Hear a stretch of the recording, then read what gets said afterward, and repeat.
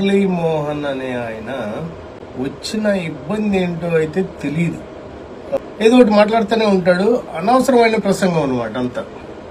ఈ మురళీమోహన్ అనే ఆయన అతి పేద కుటుంబం నుంచి వచ్చాడు. ఎక్కడో గోదావరి జిల్లాల నుంచి అక్కడి నుంచి వచ్చాడు మనిషి. పేద కుటుంబంలో ఉంటూ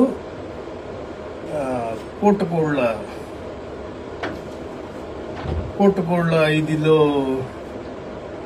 చదువుకుంటూ, ఎవరో అన్నం పెడితే అలా చదువుకుంటూ, నాటకాలు వేసుకుంటూ, ఇక అది నాటకాలు ఎలా అభినయో, చదువు అబ్బి ఉండదు బేసిక్గా. చదువు అబ్బోతే ఇక నాటకాలు గిటకాలు వీటిలోకి వెళ్ళి ఉంటాడు. వెళ్ళిన తర్వాత సరే మెల్లిగా సినిమాల్లోకి వచ్చాడు. సినిమాల్లో అంత పెద్ద గొప్ప నటుడా అంటే అది కాదు, ఓ మాదిరి నటుడు. ఏదంటే ఇప్పుడు మెయిన్ స్ట్రీమ్ యాక్టర్స్ పోతే ఈ థర్డ్ స్ట్రీమ్ అన్నమాట మనోడిది. ఇప్పుడు పైన ఎన్టీఆర్, ఏఎన్ఆర్, ఈ టైప్ అలా కృష్ణ, సోన్బాబు వీళ్ళంతా ఉంటే మనోడు ఎక్కడో ఉండేవాడు. ఏదో చిన్న చిన్న క్యారెక్టర్లు. వాళ్ళకి ఆ రోజుల్లో లక్షిస్తే వీడికి 10,000 ఎంతో ఇచ్చేవాళ్ళు. సారీ, నేను ఈడు వాడు అంటున్నానని చెప్పి అనుకోకండి. ఎందుకంటే మొన్న 15వ తారీఖు ఒక ఇంటర్వ్యూ చేశాడు ఈయన. ఒక ఇంటర్వ్యూ ఇచ్చాడు. ఆడెవడో తలకమాసినోడు, వాడికి ప్రశ్నలు అడిగే ఇది కూడా అసలు ఎలా ఉంటుందో ఏంటో కూడా తెలియదు వీళ్ళకి. సో ఆ ఇంటర్వ్యూలో ఏమంటాడంటే, తిరుమలలో అక్కడ 2 కొండలు 7 కొండలు అవద్దు, ఆ 2 కొండలు ఉంచేసి మిగతా అన్ని పెద్ద చర్చి కడదాం అక్కడ అని అంటే, అసలు చాలా హడావిడి చేసి పెద్ద గొడవ అయ్యి అది అయితే అప్పుడు తగ్గి వైఎస్ఆర్ గారు అది చేయలేదంట. అది సారాంశం దానికి. ఇప్పుడు ఈ మురళీమోహన్ అనే ఆయన ఇంత ముందు కూడా పబ్లిక్ మీటింగ్స్ లో ఎంపీగా కూడా చేశాడు. ఎంపీగా చేసి ఢిల్లీ వెళ్ళి ఎంపీ క్వార్టర్స్ బాగాలేదని ఏడ్చాడు ఒకసారి. అరే అయ్యా, నీకులాగా బినామీగా ఉండి పెద్ద పెద్ద కోట్లు భవంతులు కట్టి ఎవరో ప్రభుత్వం ఉన్నదాంతో అడ్జస్ట్ అవ్వాలి. అసలు మీరు లెక్కలేదు ఎంపీలు అంటే, అసలు ఏంటి అది ఇదని కూడా వాగాడైనా ఆ టైంలో, ఎంపీగా ఉన్న టైంలో. ప్లస్ ఇంకోటి ఏంటంటే, ఈయనకి మహా కులాభిమానం, కుల పిచ్చి.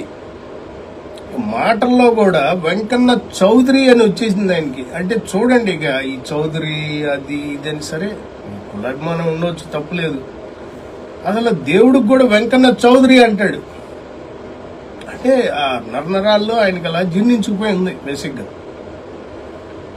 సో ఇదంతా జరుగుతుంది. మొన్న 15వ తారీఖు ఇంటర్వ్యూ ఇచ్చి వైఎస్ రాజశేఖర రెడ్డి గారు 2 కొండలు చాలు, మిగతా దాంట్లో పెద్ద చర్చి కడదామని చెప్పారంట. మరి ఎవరికి చెప్పారో ఆయన, ఈడికి ఎలా తెలుసు? అసలు ఈడికి చదువు వచ్చో రాదో కూడా నాకు తెలీదు. ఇతనికి 84 ఏళ్ల వయసు. ఇప్పుడు బినామీగానే బతికాడు, ఇన్నాళ్ళు బతుకుతానే ఉన్నాడు అలాగే. వాడి డబ్బులు మోస్తా, వాడికి ఈడికి బినామీగా ఉంటా బతుకుతా వచ్చాడు. సో వాడికి చదువు కూడా లేదు పెద్దగా. ఇప్పుడు ఒక జీవో ఎప్పుడంటే, ఆ జీవో ఇచ్చింది కూడా జూన్ 2, 2007, జీవో నెంబర్ 746. అది ఇంగ్లీష్లో ఉంటుంది.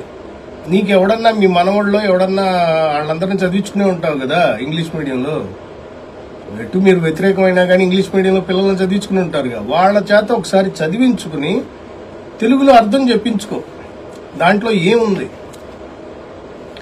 ఆ జీవోలో ఏముంది? ఆ జీవో సారాంశం ఏంటంటే, తిరుమలలో 2 కొండలే కాదు, మిగతా అంతా 7 కొండలు కూడా కలిపి ఉండాలి. అన్ని మత ప్రచారం కూడా అక్కడ ఏమి చేయకూడదు, ఎలక్షన్స్ కూడా ఏమి ఉండకూడదు అనేది అసలు సారాంశం. ఆ జీవో యొక్క సారాంశం అది.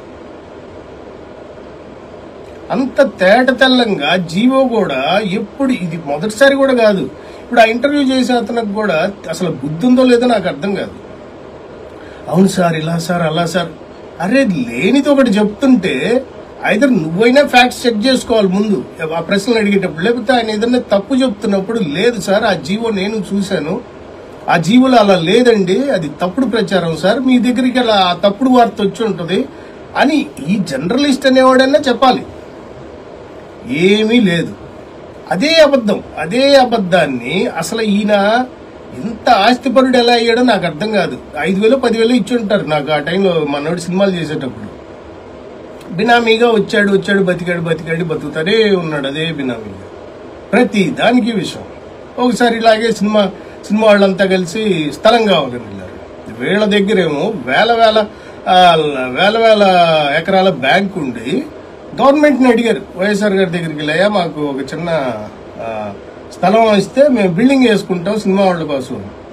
వెళ్ళేటప్పుడు వైఎస్ఆర్ గారు అన్నారు, ఏమంటే మురళీమోహన్ గారు మీ దగ్గర లేని స్థలాలా పొలాలా మమ్మల్ని ఎందుకు అడుగుతున్నారండి వచ్చి అని అంటే, ఇంకొక ఇంటర్వ్యూలో ఎక్కడ చెప్తాడు నన్ను అసలు అవమానించాడు ఆయన అందరి ముందు పట్టుకుని.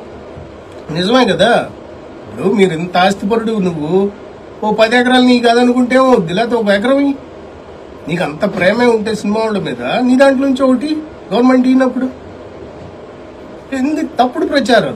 మొన్న సరే ఎప్పుడో పాత ఇంటర్వ్యూ ఏదో ఇచ్చాడు అనుకుంటే మొన్న 15వ తారీఖు 15 ఫిబ్రవరి 2025 చర్చి కడతానని చెప్పాడంట. అక్కడ అసలు ఎవరికన్నా అది అక్కడ ఆ ఊరేంటి, ఆ పుణ్యక్షేత్రం ఏంటి, అక్కడ ఆ 2 కొండలు తీసేసి పెద్ద చర్చి కట్టడం ఏంటి? అసలే ఏమన్నా అర్థం ఉందా దానికి? అసలు వాడెవడో చెప్పాడు ఏదో గాలి వార్త నీ దగ్గరికి వచ్చింది, ఫ్యాక్ట్స్ చెక్ చేసుకో. నీకు చదువు లేదు, అదే ప్రాబ్లం ఇక్కడ. మీకు చదువు ఉండదు. ఆ చదువు లేనితనం వలన ఏమవుతుందంటే మీకు ఆ గీవోలు అర్థం కావు, ఇంగ్లీష్లో ఉంటాయి, తెలుగులో తర్జుమా చేయించుకుని చెప్పించుకునే ఓపిక మీకు ఉండదు, ఇనే ఓపిక కూడా ఉండదు. బురద జల్లేసాలి ముందు. ఆయన క్రిస్టియన్ మతం కాబట్టి ఆయన చర్చి కడతాను అన్నాడు. ఈ జనాలకి చెప్పి 20 ఇది ఎప్పుడో 2007లో ఇచ్చిన జీవోను పట్టుకుని 2025లో కూడా అదే అబద్ధాన్ని తిప్పుతామని చూస్తే అసలు ఏమన్నా మనిషివా నువ్వు? ఏంటి మురళీమోహన్, నాకు అర్థం కాదు. అసలు 84 ఏళ్ల వయసులో కూడా నీట్గా దువ్వుకుని వచ్చి కూర్చుంటావు. కూర్చుని ఇన్ని అబద్ధాలు చెప్పాల్సిన పని ఉంది. అసలు ఫ్యాక్ట్స్ చెక్ చేసుకో. మీకు టీవీ ఉంటుంది, అన్నీ ఉన్నాయి కదా, సౌకర్యాలు అయితే ఉన్నాయి. సౌకర్యాలు ఉన్నా కానీ నీకు చదువు రాదు బేసిక్ గా. మరి తెలుగు కూడా చదవటం వచ్చో రాదో నాకు తెలియదు. అదే ప్రాబ్లం మీతో. ప్రతి దానికి తప్పుడు ప్రతి దానికి 2 కొండలను తీసేది అసలు చర్చిగా. అసలు ఇంకా నయ్యం అక్కడ అసలు అక్కడ మొత్తం ఎత్తేసి మొత్తం చర్చే కడదామని చెప్పాడని చెప్పలా. నువ్వు చెప్పిన అడ్డానికి నమ్మేటట్టున్నారు జనాలు కూడా. ఎంత తప్పుడు ప్రచారం. నీ వయసుకు తగ్గట్టు బిహేవ్ చేయవా నాయన. నువ్వు జనాలు చీకొట్టి పక్కన పెట్టారు.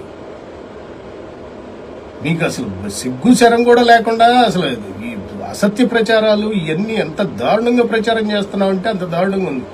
నీ వయసుకి ఇచ్చి గౌరవం ఇద్దామన్నా కానీ నాకు అసలు గారు అనేది రావట్లే నా నోట్లో వచ్చి. విచారం ఏంటంటే ఇంత వయసు వచ్చిన 84 ఏళ్ల వయసులో ఈ దేవుడు పేరు అనేది వాడుకుని నీచమైన రాజకీయాలు చేస్తున్నాడు చూసారా. దానికి నాకు ఎంత కడుపు రగిలిపోతుందంటే అసలు సగటు మనిషి అనేవాడు ఎవడు హర్షించడు దీన్ని.